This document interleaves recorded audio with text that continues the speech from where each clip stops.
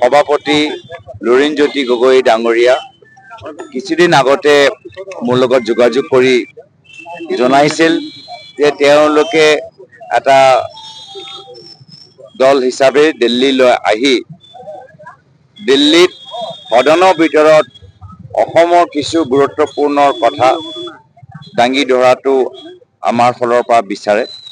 আৰু সেইখিনি বিষয়ে মোক অৱগত কৰালে আৰু তাৰ পিছত তেওঁলোকে ক'লে যে যেতিয়া তেওঁলোকে দিল্লীলৈ আহিছে একেখিনি বিষয় তেওঁলোকে আমাৰ দলৰ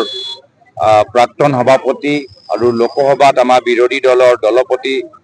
ৰাহুল গান্ধী ডাঙৰীয়াক জনাবলৈ বিচাৰে মই ভাল পালোঁ যে ৰাহুল গান্ধী ডাঙৰীয়া এদিনৰ ভিতৰতে অসম জাতীয় পৰিষদ দলৰ নেতৃত্বক সময় দিলে যথেষ্ট সময় তেওঁলোকে বহিলে কথাখিনি পাতিলে বৰ্তমানত বিজেপি দলে 2016 চনৰ পৰা কিমান যে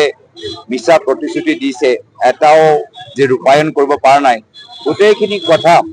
ৰাহুল গান্ধী ডাঙৰীয়াক অসম জাতীয় পৰিষদ দলে বুজালে আৰু এটা গুৰুত্বপূৰ্ণ চৰ্চা আৰু আমি আগতেও মই এটা ভিডিঅ'ৰ যোগেদি কৈছিলোঁ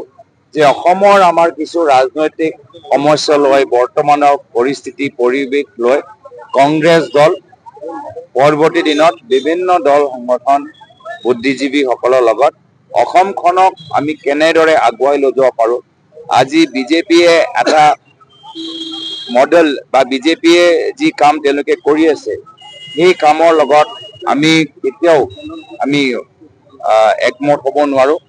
অসমৰ ভৱিষ্যতলৈ আমাৰ সংকল্প পৃথক অসমৰ উন্নয়ন লৈ আমাৰ সংকল্প পৃথক অসমীয়া জাতীয়বাদী চিন্তাধাৰা কেনেদৰে আগুৱাই লৈ যাব লাগে বেলেগকৈ আমাৰ সংকল্প পৃথক এটা পৃথক এটা সংকল্প আমি ৰাইজৰ লগত সৃষ্টি কৰিবলৈ বিচাৰোঁ ৰাইজৰ লগত বিভিন্ন দল সংগঠনৰ লগত আলোচনা কৰি এটা পৃথক এটা